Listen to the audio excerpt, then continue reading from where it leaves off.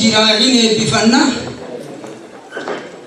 kutateenatti yoo jaarsi eebbisu jala nagee jedha afaan kaani amiira cufaayyuu walti beennaa akkas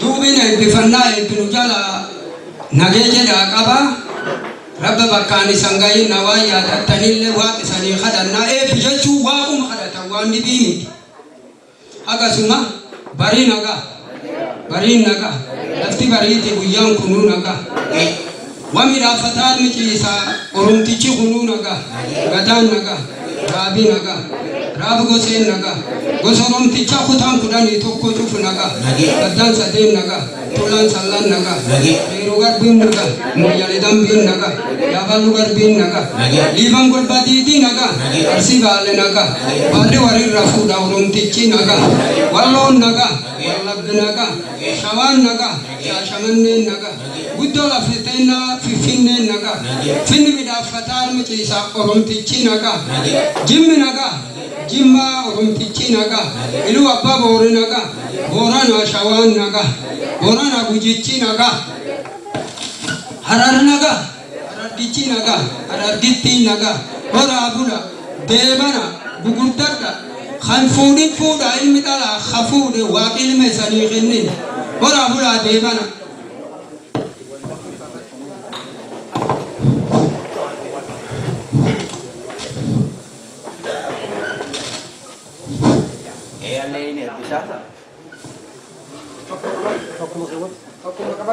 Ya.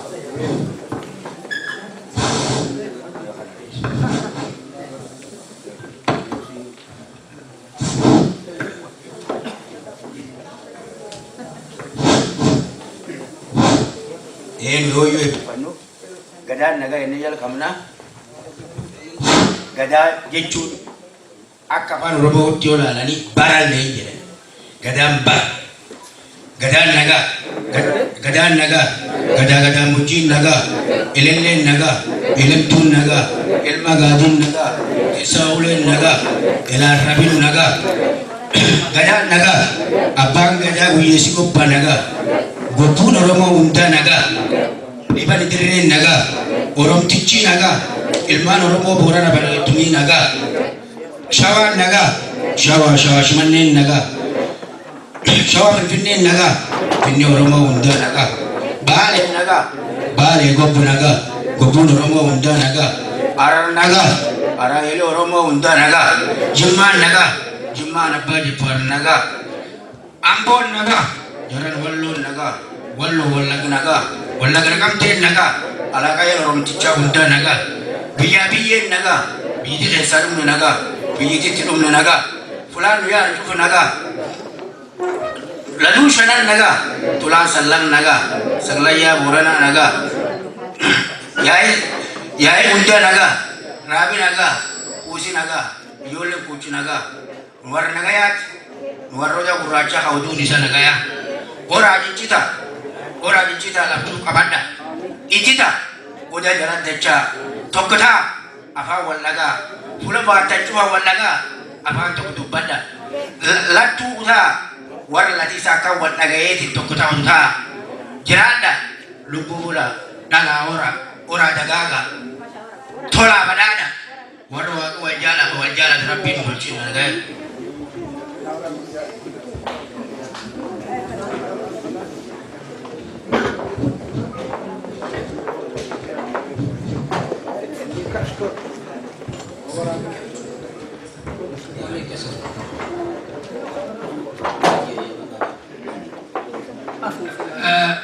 Nagayni nagaya aku boran dijelati nagayni nagaya biti hundi nagaya nagayni nagaya nagara tunafi fayara tunakan mira tunada res wang berban kana rabbi bakan munage waraga madira tunagon warabin sumasani arkata rabbi tunagon warawalte rabbi tunagon warabulayen te warabin wali tunagon وبليهم ولكن وهاجر والمهاجرة سيس جالت هاجرات وبس هاجرات جالتي عاجرات هورا بولا سنين جنا نجاي كيسانين سنين بجاي نجاي نودفتني أكن دفتني تبقى نجاي أكن ودي بتبقى كيسانين نجاي أكن ودي بتني سنين نهوا نجاي جرانا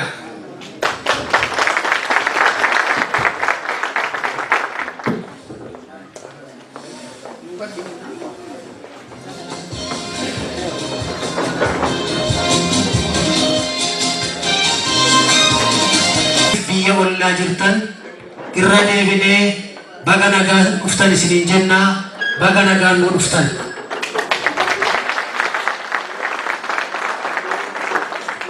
Waamichi kun kanarra asitti magaalaa Boltan keessatti koreen adda bilisummaa Oromoodhaan qopheessitee hawaasa Oromoo fi miseensonniif deeggartoonniif uummata Oromoo marti biyya UK keessa jiru akka itti hirmaatu gooneef yaada uummata keenya tokkoomsuuf ijaaru. Walga'iin kun kan eenyuus miti, kan eenyuus miti, kan uummata Oromooti. Uummata Oromoo ta'ee dhiigaan Oromoo ta'ee lafeen Oromoo ta'ee Oromtittii Oromticha kan ilaallatu waan ta'eef uummata Oromoo hawaasa bal'aa biyya UK keessa jiraatuuf waamicha kana dhiyeessine jechuudha. Sagantaa keenya isin beeksisuuf akkuma sagantaa keenya lafa taa'ee jirutti jalqaba simannaa fi eebba maanguddootiitiin jalqaba kana raawwannee jirra. Itti aansuudhaan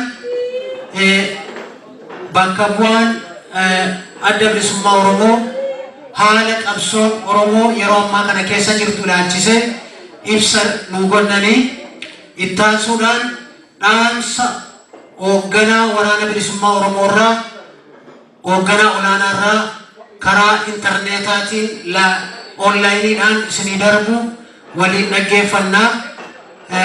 Achi deeggarsi bakka bu'oota hawaasaa fi dubartoota bakka bu'oota dubartoota hawaasaa kan dargaggootaatu duraaf duubaan haasaa isinii godha. Bakka bu'oota koominiitii, bakka bu'oota waldaa dubartootaa, bakka bu'oota waldaa dargaggootaa haasaa isinii godhu jechuudha. Itti aansuudhaan haala dargaggoo yookaan qeerroon biyya keessa jirtu ergaan isinii darbaa. Inni torbaffaan maree gaaffiif deebii hawaasaa waliin taasifnu itti fufa. Dhumarratti hawaasi kun ibsa ejjennoosaa kan qabu laadhataa jechuudha. Sagantaan keenya inni dhumaa gidduutti irraanfatina akka kanatti beelli nuuf akka hin jenne yaaddayina gidduutti yeroo laaqanaa isiniif qabna. Yeroo laaqanaa keenyatti immoo akka gargaaramnuuf sa'aatii keenyatti fayyadamuun nu barbaachisa. Laaqanaaf sa'aatii tokko qofaa laannanu jechuudha. Maaliif sagantaa dheeraa qabna waan ta'eef sa'aatii booda sa'aatii dheeraa qophii bashannanaa jira. Wallistoon Oromoo biyya fagoorraa dhufanii nu gidduutti argamu waan ta'eef isaaniinis nu bashannansiisuu dhufanii kanaaf sa'aatii keessan gara malee akka hin gubne isiniin jedha. Kanatti aansinee akkuma sagantaa keenyaatti haala qabsoo abaa'oo yookaan yeroo ammaa kana keessa jiru Dooktar bakka bu'aan adda bilisummaa Oromoodhaa Dooktar Barsiisaa Guutamaa ibsa gabaabaa nu kennu jechaadha. Asiman nu gara waltajjiitti.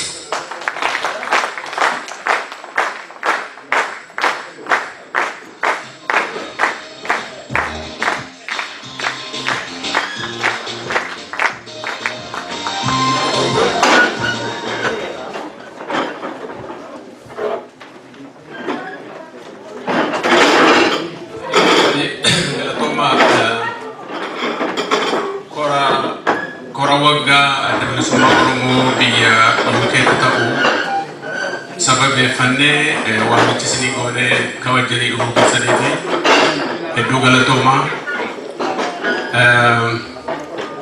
Otoo haasawaa keenyatti seeniin dura akkuma quba qabdanii ilmaan Oromoo waggoota dheeraarraa ka'ee mirga uummata Oromoo fotoo falmanii hanqufan gootota hedduutu jiru. Kanaafi hundi keenya yeroo tokko ol kaanee yaadannoo gootota kan ammaan duras qabsoof kufan anammas kufaa jira yaadachuu fi daqiiqaa tokkoof hundi keenya ol kaanee gootota keenya haa yaadannu.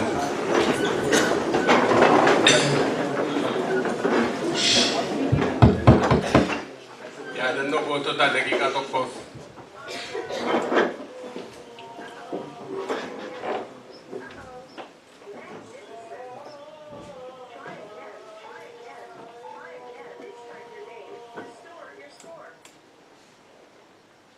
Galatoma.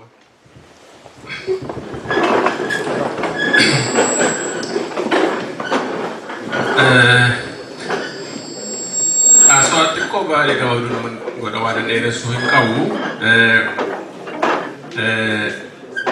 Waan amma biyya keessatti haalli uummanni Oromoo keessa jiru hedduu keessatti qabu.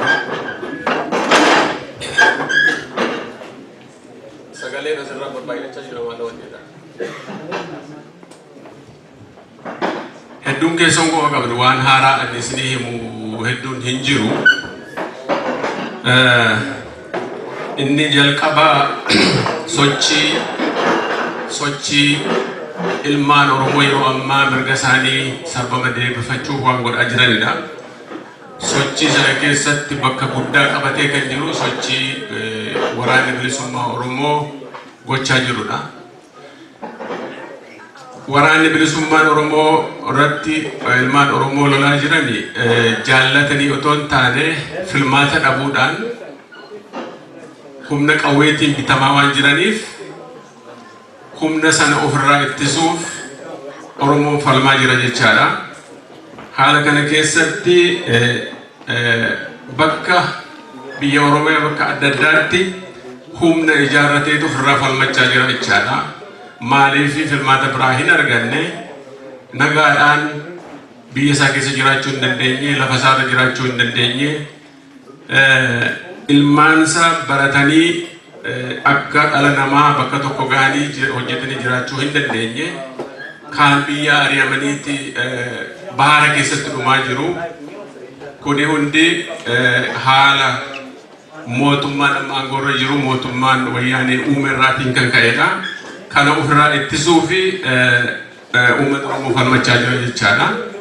Falmaan kun immoo humna qawweetiinis gama dippiloomaatiinis karaa adda addaatidha jechaadha. Kana keessatti waan ammaan dura waggoota darban waggaa 8-9 asii itti ta'e keessatti barana haalli sochiin waraanni bilisummaa Oromoo itti godhaa jiru sadarkaa guddaarra kan jirudha. Keessattiyyuu dhageettii halagoota argachaa jira sochiin amma. Fakkeenyaaf yoo fudhannee yeroo jalqabaaf Washington Post beekamaa gaazexeessaa biyya Ameerikaati. Oromo's armed opposition group jedhanii yeroo itti kaasanidha. Ammaan dura guyya tokko qawwee qaba Oromoon jedhanii kaasanii hin beekani. Waanuma wayyaaniin jettu sana fuudhanii ol kaasanii odeessu malee humna qaba, humna isaatiin lolachaa jira jedhanii hin beekani. Amma garuu falmiin Oromoo jabaachaa waan dhufeef, humni Oromoo jabaachaa waan dhufeef armed opposition jedhanii maqaa kan fudhatanii ka'aniiru jechaadha. Kabraa yoo ilaaltanii yoo waan meediyaa adda addaa kanarratti ilaaltaniitu taatanii inside the rebel territory jedhanii gaazexeessaan biyya Keeniyaa tokko waraana bira dhaqee haala jiru ibsee jira jechaadha. Kunis warri alaa warri Oromoo hin taane waan sanallee akka attentionii guddaa itti kennanii jechaadha. Attentioniin kun haga fedhellee lollii fi humni Oromoo hidhannoo jabaachuun hamma fedhellee dhoksanii amma gabbahaa jira jechaadha. Kuni injifannoo waraanni bilisummaa Oromoo godheenidha jechaadha. Kanaaf itti boonuu qabna, bira dhaabbachuu qabna waraana keenya. Kan biraa haalli gaba siyaasatiinis gaba jaarmiyaatiinis biyya keessatti akkuma beekamu haala kilaandistaan ta'een hojiin kan gaggeeffamaa jiru uummanni ijaaramee jira adda bilisummaa Oromoo sirnaan hojjechaa jira biyya keessatti jechaadha maaliif warri biyya jiru ni deeggarra malee hanfalmachuu qabu uummata biyya keessaati kan bakka dinni jiru isaanidha kanaan isaanii ijaaruu bira dhaabbachuun irratti wanti hojjetamaa jiru waan tuffatamuu miti jechaadha garuu jabeessuun nutti jira. Kan biraa rakkinni biyya keessatti mootummaan ammaa Oromoorraan gahaa jiru hedduun keessan quba qabdu. Sana keessaa sadarkaa guddaatti mul'atu waa'ee maaster pilaan jedhanii magaalaa Finfinnee babal'isanii Oromoo addaan qoodu akka Oromoon inni bahaa fi dhiyaa walitti hin deemne giddu galchuudhaan Oromoo kana bakka adda addaatti qooduutti wanta ta'aa jirudha. Waan kana uummanni Oromoo barattooti hundi dura dhaabbatanii falmaa jiru. Kuni wayyaaniin hojiirra oolchuu Oromoon immoo didaa jira jechaadha. Qabsoo kana keessatti jirama. Kan biraa inni guddaan beeladha. Beelli yeroo ammaa uummanni Oromoo hedduun beela'ee jira. Beelli kuni kana keessatti akka warri biyya wanni baasanitti miliyoona 14 beela'ee jira jedhama. Kana keessaatti irra caalaan Oromoodha. Beelli kuni beela ammaan dura jiru turerraatti addadha. Kan adda isa taasisu maali ammaan dura gogiinsa bokkaan roobuu dhabuu qotee bulaan oomishachuu dhabuudha. Inni ammaa garuu waan wayyaaneen uumtedha. Kana nuti waan mootummaa wayyaanee morminuuf waan jenne otoo hin taane warrumti isaan gargaaran ofii isaanii kan baasanidha. Maal jedhu fakkeenyaaf baatii Juun keessa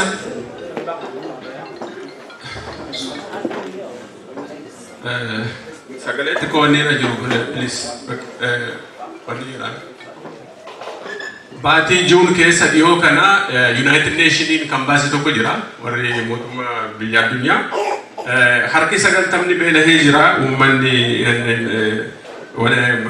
hani rakkataa jiru uummata haala wanni keessan turreen jedha rakkina mootummaan fideetiin inequality wal caalmaa qabeenya biyyattii sanaa irraatii kan ka'e uummanni harki 90 beelahee jedhama. Maaliif inni warri chaansii qabuu fi warri aangoorra jiranii fi warri sanatti hidhatanii jiran sadarkaa guddaatti ol sooromuu qabeenya hundaa dhuunfachuu warri kaan immoo harka duwwaa hafuutu beela fide malee gogiinsa hoogganaachi qabeenya dhabuutu miti.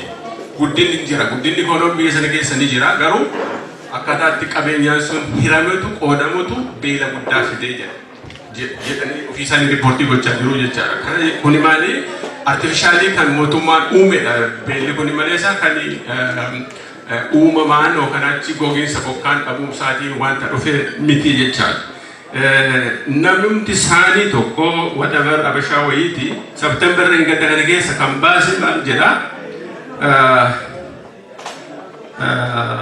who benefits from the economic growth jedhee waan baase tokko keessatti maal jedha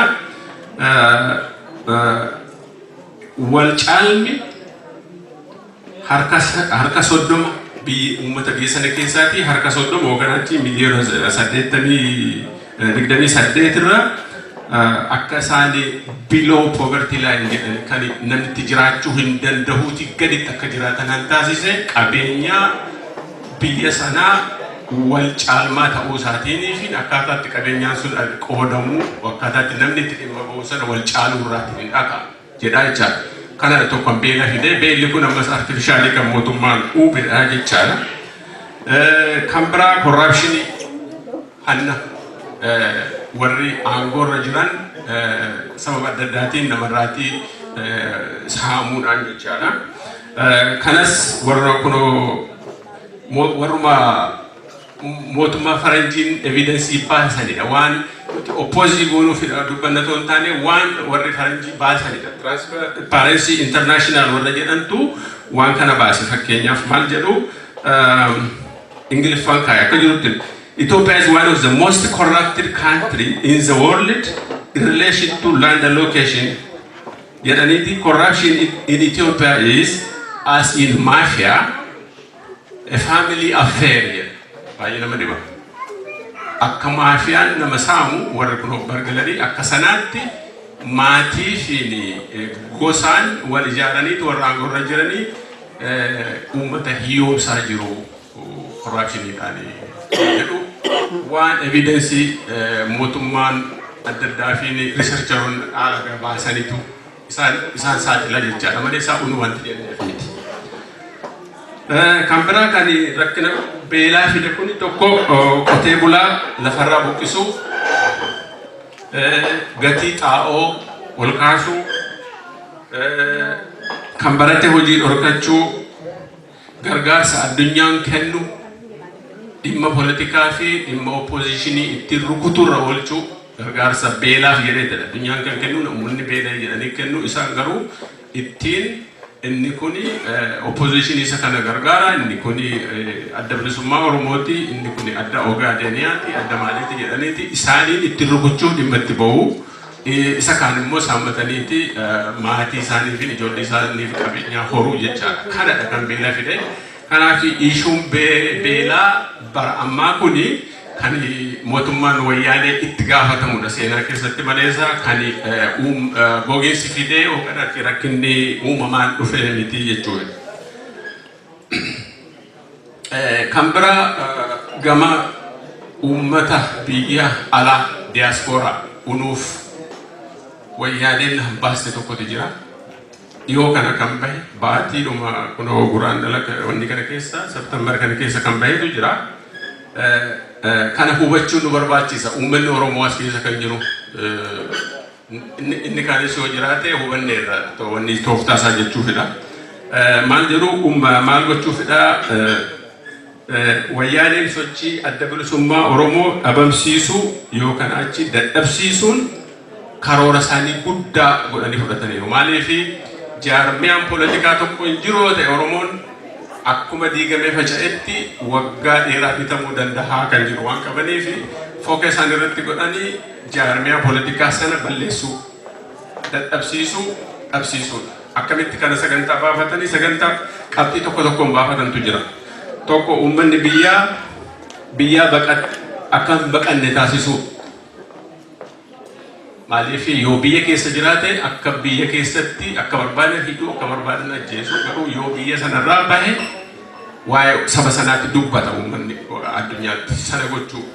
Yoo baqatee bahe immoo qabanii deebisuu keessattuu biyya ollaa keessatti jechaadha waan kunoo Keenyaa keessatti Jibuutii keessatti ta'aa jirudha kuni warra mootummaa ollaa waliin sekiriitii isaanii waliin ta'anii qabanii deebisuu jechaadha. Kanaaf haalli Oromoo namatti jiru biyya keessatti du'a baqatee bahuus hin danda'u yoo bahis qabamee deebi'a haala akkasii keessa jira jechaadha. Inni fagoo gara Awurooppaatti dhufuu barbaadu immoo quba qabdan keessattuu dargaggoo nama dhuftan keessa dabartantu jira lubbuu keessa gurgurtanii bishaan keessatti kaan qurxummii nyaatee bira darbee dhufee jechaadha. Haalli kun kan mootummaan uumedha malee isaa wanta haala biraatiin uumameetiin miti jechaadha. Kan biraa dhaaba adda bilisummaa Oromoo keessatti caasaa adda addaa ijaaruudhaan diiguu yaaluudha. Kanatti illee milkoofne isaaniif hin taane garuu sagantaan kun akka jiru akka uummanni hubatu barbaada jechaadha. Inni guddaan uummanni Oromoo bakka jirutti akka hin ijaaramne. Inni ijaarame immoo akka wal shakkee wal diigu akka waliin amanne akka wal bira hin dhaabanne taasisudha. Haala akkasiitiin jechaadha. Kana tooftaa adda addaatiin dhimma itti bahu. Irra caalaa Oromoo dhimma itti bahu. Kabiraas kan afaan Oromoo dubbatu waan adda addaatti dhimma bahuu danda'u jechaadha. Haala kanaatiin uummanni biyya alaa ijaaramee mirga isaaf akka hin falmanne waa'ee diinaa dhiisee waa'ee walii irratti akka bobba'u yeroo dheeraadha jechuudha. Garuu amma qabxii tokko tokkoon lafa kaawwatan malee sagantaan kun waggoota dheeraa keessa kan turanidha jechaadha. Garuu kana hubachuun nu barbaachisa. Wal qabachuun nu barbaachisa. Wal shakkuuf walirraa baqachuu otoo hin taane walitti dhufnee waliin mari'achuudha. Inni nu barbaachisu yeroo ammaa. uummanni Oromoo rakkina san jedhamne keessa jira. Qaanii guddaa keessa jira amma qaanii fi rakkinni sun ittuma jabaachaa deema. Irra caalaa sochiin Oromoo gaafa jabaachaa deemu sochiin diinaas jabaachaa deema. Kun waan wajjirudha. Jireenyaaf du'a Oromoon jabaannaan mootummaan Tigreen jiraatu. Kanaaf Oromoon gaafa jabaatu isaanis hin jabaatu. Egaa abbaa immoo abbaa jabina qabatu bu'aa jechaadha. Jabina sana immoo horachuun dirqama tokko Oromooti. Dhaaba poolitikaa duwwaas miti. Dhaabni poolitikaa duwwaa dubbee isaarraa uummata qabaachuu qabaa. Uummanni bira dhaabbachuu qabaa. Wanti samiirraa gannuu bu'u hin jiru. Tokkoon keenya waan dandeenyuutiin yoo bira dhaabbanne waan dandeenyuutiin tokkummaa han ijaaru. Han diigutoo hin taane han ijaaru yoo hojjenne waan walitti ni fidu yoo dubbanne waan addaan nu qooduufiin nu diigu yoo wal duuba deebinee hamii odeessina taane eessayyuu hin geenyu jechaadha. Irra caalaa diinni kan successfulitti ta'e uummanni Oromoo yeroo ammaa akka wal hamatu, akka waa'ee walii odeessu, akka wal diigu, akka walitti dhufne taasisu sadarratti inni guddaatti successful ta'anii kan jiran jechaadha. Suni maali yeroo baay'ee maaltu jedhama kan mootummoonni kaan horii guddaa itti kaffalanii jaarmiyaa tokko diigan Oromoo keessatti garuu wayyaaneen tola bilaasha argachaa jirti jechaadha. Salphaadha bakka keenya beeku akkatti nuti walitti dhufne haalatti wal diigamuu dandeenyu waan waggoota hedduu waliin jiraannee fi waan sana waan beekanii fi bakka tokko kan nuti sana odeessaa oolaa jechaadha. Kanaaf haddamma dhuraa kaanu jaarraa 21ffaa keessa jirra. Namni akka keenyaa nu goyoomsuu hin qabu, walitti nu naquu hin qabu. Nuti mataa keenyaatiin jennee dhuguma uummanni kun rakkateera. Yoo rakkateera ta'e falli isaa maalidha? Fala sana akkamitti bakka tokkotti taanee waa godhuu dandeenya kan jedhu irratti mari'achuu malee waan xiqqoof guddaatti wal dhabuu fi walirraa baqachuun kun successful akka diinni ta'u taasisee jira jechaadha. Kana dammaqeessaan eeggachuuf waan qabnudha. Booda yeroo mariin jira irratti haasa'uu ni dandeenya waan kana. Kan biraa wanti quba qabdu wanti akka waan haalaan isinitti himamiti haala tumsa amma ijaaramee jiru jechaadha. Ijaaramoota shantu walitti dhufee ijaarame yeroo jalqabaa fi isaanis tumsa uummata bilisummaa fi dimokiraasii yookaan achi People's Alliance for Freedom and Democracy kan jedhanii sochiin bilisummaa uummata Benishaangul, sochiin bilisummaa uummata Gaambeellaa, adda bilisummaa Oromoo, adda bilisummaa biyyoolessa Ogaadanii fi adda bilisummaa biyyoolessa Sidaamaatu bakka tokkotti dhufanii gaafa Oktoobar 24 Osloo irratti walii mallatteessanii kun yeroo dheeraa irratti hojjetameeti achi gahee kun injifannoo guddaadha sadarkaa dubbachuu fi maali uummatni kun haala adda addaatiin seenaadhaanis kaayyoo qabsoo isaaniitis warra wal fakkaatanidha. Itti dabalee wanti himuu barbaadu asirratti kaayyoon isaanii kaayyoo adda bilisummaa Oromoo wajjin tokko bareechuun hin danda'ama. Maaliif hiree murteeffannaa uummata saba isaaniif amanu sanaafis qabsaa'u adda bilisummaa Oromoo sanadhaa jechaadha. Kana yeroo biraa bal'inaan waa'ee tumsa kana irratti haasa'amuun sagantaan inni jira fuulduratti. Ammaaf garuu injifannoo guddaadha. Kun immoo diina hedduu rifachiisee jira. Warra Abashaa hedduu rifachiisee jira garuu